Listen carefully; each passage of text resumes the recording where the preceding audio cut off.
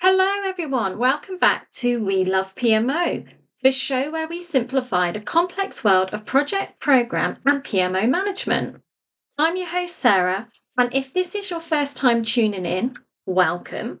Don't forget to hit that follow or subscribe button so you don't miss any notifications for when a new episode is released. And today's episode is about a component of project and program management that I absolutely love and I'm so passionate about, and that is risk management. I'll hold my hands up and I'll admit I am a bit of a geek that loves process and the nitty gritty details of risk analysis and issue management. But before I go off on a tangent about why I love risk management so much, let's talk about what it actually is and why it is so important. So, what is risk management? Now, if we go by the MOR, which stands for Management of Risk, they define it as the coordinated direction and control of an organization undertaken to protect and create value in the face of risk. Now, risk management, it's not solely for projects or programs, it's for corporate and BAU, business as usual, functions. Risks can be even negative threats to objectives and surprisingly positive opportunities to objectives.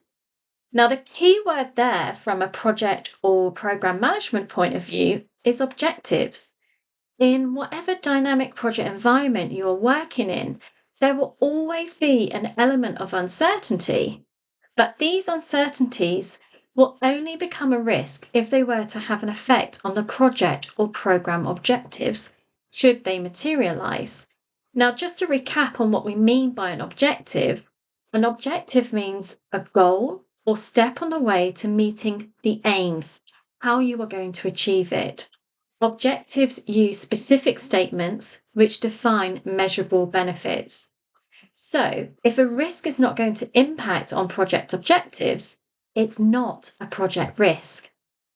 I'm going to be focusing on risk management in this session, but it's really important to flag that actually quite often, and I've seen it so many times across many different organizations, all the focus goes on risk and risk management and the issues get overlooked.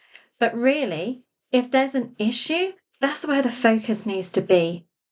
The main difference between an issue and a risk is an issue has occurred, but a risk is an event that could happen but hasn't yet.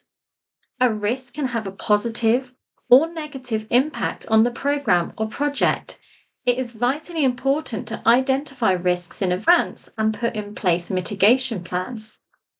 So I've explained what a risk is. So what is an issue?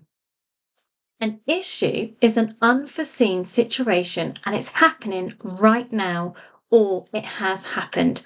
Something has gone wrong and or a decision needs to be made. They cannot be planned for and there is no probability attached to it. It is a certainty. So why is it so important? Without risk management, you are leaving your project, your program, your business or organization exposed to a multitude of potential threats, financial instability, non-compliance, operational disruptions, and potentially reputational damage. And that absence of a structured risk management strategy and risk register makes you vulnerable to unforeseen events. You're at the mercy of uncertainties, putting your project or business viability and success in jeopardy. There's so many benefits to having a robust risk management process and strategy in place. Some benefits, for example, could be minimizing disruptions, enhancing decision making, resilience being enhanced, effective resource allocation, reduction in unwelcome surprises, improved visibility of risk, and greater focus on the things that matter. For risk management to be effective, risks need to be identified, they need to be assessed, and they need to be controlled. So, what does the risk management process look like? Now, I'm going to talk through the MOR risk management process, but there are a number of different ones out there which all follow a very similar way, just using different language. But I find the MOR version a very good one to work through. So we start off with defining the context and objectives. And what happens in this stage is we need to analyze and engage with the stakeholders of the projects. We have to make sure from the get-go, so right at the beginning, before the project's even got off the start line, are we all in agreement as a project team and with our key stakeholders what the project aims, objectives, and the scope is? Once we have those nailed down, we can then have a look at the objectives. If you remember from earlier on, I mentioned how if the risk doesn't have an impact on objective, then we don't need to worry about that because it's not going to have an impact on the project objectives. So we need to agree in regards to those objectives, are any of those at risk and how could we measure them? We need to ensure that we understand what the risk tolerance is, whether that is within a project board level or actually what is the organizational or portfolio world's risk tolerance, and describing the risk appetite. So that all takes part in defining the context and the objectives. And it's so important that as the project progresses, and things can change, the scope may change, we always go back round to all our project documentation and revisit, make sure that everything is still it's valid, it's justifiable, the project should go on, but have the objectives changed at all? Because if the objectives changed, then we need to go back round to some of those risks that had been identified and do they need updating? We then move on to identifying those threats and those opportunities. So we start to look at those opportunities, we start to look at the threats, and we start to agree who is going to own that risk. And we'll start to describe the risk as well. And as we describe the risk, I'm going to talk about this in more detail in a further episode, but it's so important that we use meta language. So we're using a language that everybody is using, regardless of what project team you're in or what team you may be in, if we're looking at business as usual or corporate level risks, that we all are writing our cause and our event, the actual risk description itself, the same way. So the language is the same. So once we've described what the risks are, and we understand the causes and the events and what the impact is going to be, and we've agreed who is actually going to own the risk, we then go on to the next stage. And this is where we need to prioritize the risks. So we need to assess the likelihood. We need to assess the size of the impact. We need to assess the proximity and or velocity, identify any leading indicators, and calculate an expected value. Now, when we talk about likelihood and consequences and impact, quite often most organizations and most projects will use a 5x5 matrix. And you choose a number from a likelihood perspective. So how likely it is. So a 1 would be, going down very, very low, and as you get higher, the likelihood is getting higher, and then the impact's the same as well. 1 starts off low and 5 is up to catastrophic. So you assess the likelihood and you choose that. So say it's a 3, and then the impact may be a 4, and you multiply it. So 4 by 3 would give you a score of a 12, which would give you a RAG rating of about an amber mid-level sort of risk. That is pre-mitigation, and I'll get into that in a bit further on about pre-mitigation and post-mitigation. And then we start to look at the proximity. So how, if this risk was to materialize, how soon could that happen? Is this something that might actually could occur or is linked into maybe some tasks that are going to be happening over the next month? Or is it 6 months down the line? So we try to understand proximity of that risk occurring. We obviously identify leading indicators, but also try to understand an expected value. So does this risk have a financial impact to it, and can we quantify it? So once we've prioritized our risks, so there'll be a number of different ones, we then move on to assessing the combined risk profile. So this may be if you're working within a portfolio and you may have a number of projects or a number of programs, there may be a number of similar risks come together. Maybe they're working with the same stakeholder group, or maybe they're working with the same third party supplier, and there's some risks around that. We can then look to aggregating those risks to a level of the decision. So I have a look at the combined risk profile. So if it's in a project and it's sat within a program, the program manager will look across the number of projects, understand how they will have an impact at the program objective level, and aggregate those up. So it could be from a project perspective, the risk profile may be really, really high, but from a program perspective, when they've looked at it sort of from that bird's eye level, it's actually a lower risk. Once you've had a look at the assessment of the combined risk profile, we then need to plan our responses.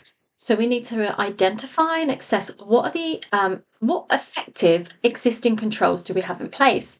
And when we talk about controls, these are things that exist already. So this could be maybe we have some policies or procedures in place, for example. We identify and cost justify what any proactive responses would be and also reactive. So this is helping us with that financial quantification of a risk. We identify any secondary risks and we appoint the risk action owner. So if the actions that need to take place from our planned response is different to who's going to own the risk, we need to make sure that A, that person's aware, B, they actually have the time capacity to do it, but it is clear that anybody who picks up that risk register, here's the owner of the risk, and this is the person that's the owner of the actions. So once we've got our responses planned, we then move on to our contingency. So we agree our time, our financial contingencies, and any business continuity plans that need to go in place. We then move on to monitoring and reporting progress. So we've identified a risk, we've identified some actions that need to go against this and some indicators. Well, what do we do with that now? Well, we need to actually monitor it. Are those actions that we've identified? So earlier on, when I was saying about the prioritization of the risks and assessing the likelihood and the size of the impact to give you that risk score, that's pre-mitigation. Post-mitigation is we have got those mitigating actions in place alongside our controls. Will that lower? And hopefully it should, unless it's a risk that we have to tolerate.